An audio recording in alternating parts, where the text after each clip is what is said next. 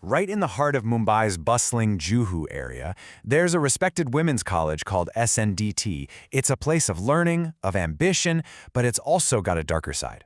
There's an urban legend tied to one of its old, crumbling buildings, and a presence that, well, just refuses to leave. And this, right here, is the heart of the legend that students whisper to each other. It's so specific, isn't it? A particular time, 2 in the morning, a particular place, and a restless spirit. It's a story that's been haunting the campus for years, where the normal world of classes and homework just collides with the terrifying world of the paranormal. So, to really get this legend, you have to picture the campus itself. See, SNDT in Juhu isn't just one single building. It's really a place of two extremes, defined by these two very different structures that stand almost side by side. On one hand, you've got the new building, it's modern, it's functional, and it's just buzzing with the energy of students. But right next door stands its dark twin, the old building. It's abandoned, it's decaying, and, according to the legend, it's home to something absolutely terrifying. It's this contrast, this light and dark, that sets the perfect stage for our story. Now, every good ghost story needs a skeptic, right? And this story's no different. Let me introduce you to Rohan. When his friend from the college told him the story, he didn't get scared. He just laughed it off. And that one little moment of disbelief, it led to a dare he'd never forget. Rohan was so sure it was all just a silly rumor that when his friend dared him to spend a night in the haunted building, he didn't even hesitate. He said yes instantly. He grabbed his good friend Vishal, and together they cooked up a plan. They were going to go in there and prove once and for all that there was nothing to be afraid of. And so, way past midnight, their little adventure began. At 1:30 in the morning, with nothing but flashlights, they slipped through a back gate. And as they got closer to that old building, it was like the constant sound of Mumbai just evaporated, replaced by this heavy, really unsettling quiet. The second they stepped foot inside, everything changed. The air felt thick, and the decay wasn't just something they were seeing, you could feel it. The building itself was starting to tell its own terrifying story. I mean, just imagine it. Overgrown vines were literally choking the walls. Thick, ancient-looking spider webs were in every single corner. Every step they took was met with the shriek of a rusted door hinge. And then they felt it, a sudden, totally unnatural cold, like walking straight into a meat locker. I bet even Rohan, the big skeptic, felt a shiver go down his spine right then.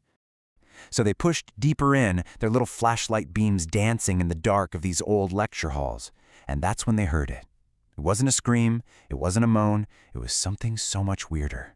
It was the calm, steady voice of a woman coming from a pitch-black classroom, reciting something academic. 2 times 1 is 2. 2 times 2 is 4. The voice just kept going, echoing down that empty hallway. Rohan tried to brush it off, thinking maybe someone was playing a prank on them. But for Shah, he was terrified. The sheer normality of that sound in such a creepy, abnormal place was just wrong. As they got closer to the classroom, the voice stopped. And then, crack. A sharp, violent sound ripped through the silence. A loud slap. And right after it, the room was filled with the ghostly sound of children. Lots of children, all crying at once. Yeah, that whole prank theory was starting to look pretty shaky. Okay, so this is the moment the story goes from kinda eerie to just outright terrifying. What started as just some creepy sounds in the dark was about to become a face-to-face, or, well, face-to whatever it was, confrontation. Taking a deep breath, Rohan shoved the door open. His flashlight cut a beam into the total darkness. The room was empty. Just broken chairs, dust everywhere, and an old blackboard. But as they stood there staring, a little piece of chalk lifted up all by itself and started scratching a message onto the board. So, what do you think it said? I was killed here, and now I want my revenge. In that one single moment, the silly urban legend became terrifyingly real. This wasn't some poor lost soul just wandering around. No, this was the spirit of someone filled with rage, a spirit that wanted payback. And that was all it took. They bolted. They just turned and ran for their lives. But as Rohan burst out of the building and into the night air, he realized Vishal wasn't with him. He screamed his name, and a frantic sound from above made him look up.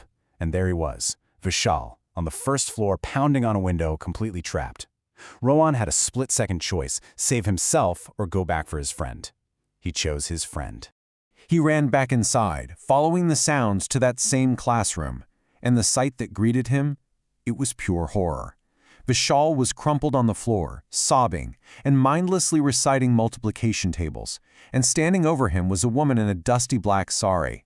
Her face looked rotten, swollen, and her eyes were a solid, milky white. As Rohan shouted for his friend, the thing slowly turned its head. It locked its blank white eyes on Rohan, and its decayed face twisted into this grotesque smile. That was the last thing Rohan remembered seeing. He tried to run, tripped on the stairs, and everything went black. When Rohan came to, he was safe at Vishal's apartment. But this is where the story gets really, really interesting. Because when the two friends started talking about what just happened, they realized their stories didn't match up. Not at all. Okay, so check out this mystery. Rohan swears on his life he saw Vishal trapped, and that he was the one who went back in alone and saw the ghost teacher. But Vishal? He tells a completely different tale. He says he was the one who escaped, that he saw Rohan trapped in the window, and that he was too terrified to go back alone, so he called two other friends for help. According to the Vishal, they were the ones who found Rohan passed out on the stairs. This contradiction, this mystery, it's what makes the legend so powerful. So, who was telling the truth? But there was one detail, one single thing that everyone agreed on. Vishal's friends, the ones who supposedly came to help, they heard it too. The whole time they were near that building, they could hear the faint sounds of a woman reciting multiplication tables and children crying. It was the one piece of terrifying evidence they all shared. And just like that, the story of that night became permanently etched into the college's lore. The tale of the skeptic who went in to bust a myth and came out with a story that would terrify students for generations to come. Today, SNDT College is still a thriving place of education in its new, modern building. But the shadow of the old building and its vengeful teacher is always there. Students still pass the story down, and you can be sure that particular classroom is a place nobody dares go near once the sun goes down. Which really just leaves us with one final thought, doesn't it? After hearing all the details, the conflicting stories, and that one chilling piece of evidence they all agree on, if you were standing outside those rusty doors and someone dared you to go in, would you do it?